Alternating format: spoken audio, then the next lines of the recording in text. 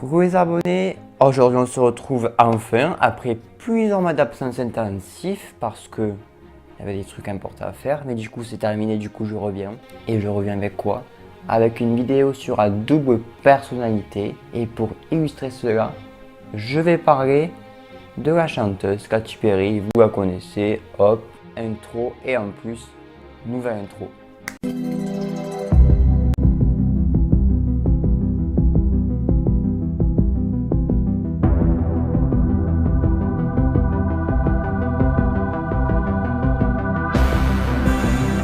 Alors, je choisis Katy Perry parce qu'en fait, récemment, j'ai vu un reportage dans lequel, pas un reportage, une séance de thérapie filmée avec un thérapeute et Katy Perry. Et à un moment donné, elle dit au thérapeute qu'elle a une double personnalité, comme la majorité des artistes, je pense. Mais comme elle est très connue, je pense que ces deux personnages sont très marqués, très forts, très opposés peut-être.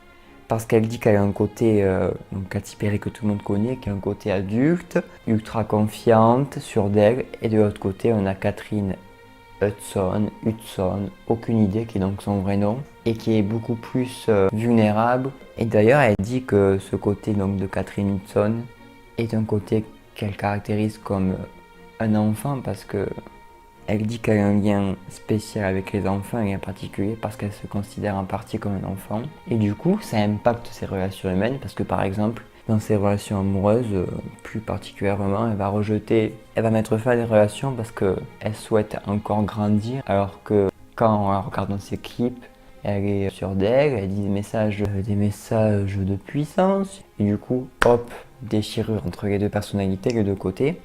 Parce qu'il y a un déséquilibre du fait que tout le monde connaisse la face Katy Perry et presque personne la face Catherine Hudson. Ce qui est normal parce que c'est plus facile de catégoriser les gens et mettre dans une case. Et c'est aussi parce que Katy Perry plutôt a joué de cette image de joie, de personnalité forte. Parce que faire de la musique avec une personnalité faible, ça attire peut-être moins de monde, c'est moins vendeur. Peut-être qu'elle n'avait pas envie de se faire voir comme une personne triste parce que Katy Perry, Catherine, je sais pas, les deux, ce qui peut-être les réunit, c'est le fait qu'elles sont toutes les deux très joyeuses, très funny. Il faut savoir que Katy Perry a beaucoup d'autodérision. Dans ses stories, elle va faire des petites blagues et tout. Du coup, elle se retrouve prisonnière du personnage qu'elle s'est créé pour se protéger. Et finalement, ça se retourne contre elle puisque le personnage ne la protège plus, mais l'enferme dans quelque chose à cause des autres. Peut-être à cause d'elle, parce que peut-être qu'elle a trop joué, trop tiré sur ça. Donc du coup, qu'est-ce qu'elle a fait pour essayer de se délivrer de tout ça? Elle a fait un truc choc, elle s'est coupé les cheveux et a sorti Witness, qui est ici. Ce qui était à prévoir, c'est que beaucoup de personnes n'ont pas du tout aimé, étaient en mode oui, les cheveux courts, ça ne va pas, en plus elle est blonde, et puis ça va pas, c'était mieux avant. Et je trouve ça bien qu'elle ait réussi à garder cette coupe-là durant toute la période de promotion de l'album. J'applaudis, bravo, parce que bon, c'est quand même dur d'être à son échelle et de faire des choix qui sont pas majoritairement aimés par tout le monde, et de assumer ses choix et de les garder jusqu'au bout. Parce qu'imaginez si elle aurait donc coupé ses cheveux et viré au blanc au début de l'album, puis en plein milieu de la promotion de l'album, elle serait revenue comme avant. Bon.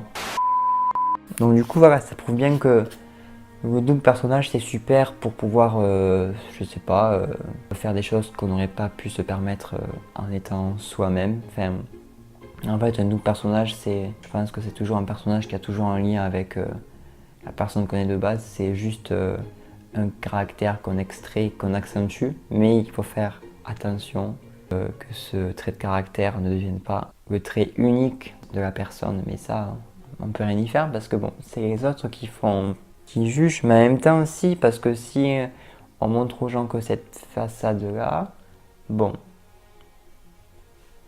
Du coup, je sais pas si c'est bon d'avoir une double personnalité. Je pense que si, enfin un double personnage, parce que je parle pas de schizophrénie. Du coup, je sais pas si c'est bon. Je pense que ça dépend de ce qu'on fait. Quand on est artiste, c'est peut-être nécessaire. Mais après, je pense qu'il faut réussir à montrer aux gens qu'on n'est pas que ça et qu'on peut, hop, du jour au lendemain, tout arrêter, couper les cheveux. Et voilà. Donc du coup, pour clôturer cette vidéo, j'aimerais vous demander votre avis sur le fait d'avoir un double personnage. Est-ce que c'est bien selon vous d'avoir un double personnage? Est-ce que vous en avez un? Et si oui, à quoi vous sert-il? Dans mon cas, je pense que j'ai deux facettes parce que dans la vie de tous les jours, je suis plutôt assez discret et en même temps, je fais des vidéos sur YouTube, donc bon, c'est un petit peu contradictoire. Mais en même temps, j'aime bien. Donc du coup, c'était la première vidéo de cette série Réflexion d'artiste. C'était un petit peu le bordel, je pense, parce que j'ai écrit des trucs sur mon petit carnet, toujours le même. Mais bon, en fait, j'ai pas suivi. J'ai pas suivi ce que j'ai écrit parce que je suis parti de là, j'ai fait ça. Donc j'ai fait un petit peu de l'improvisation. Je vous dis à bientôt. Maintenant, vous pouvez me suivre sur les réseaux sociaux qui vont s'afficher juste à la fin de la vidéo. Vous pouvez aussi mettre des commentaires sur un artiste et un concept particulier, comme je l'ai fait moi. Par exemple, ici, j'ai fait Katy Perry et la double personnalité. Maintenant, qu'est-ce que je vous dis? Vous pouvez vous abonner si vous voulez, si ça vous a plu. Inspirez-vous bien!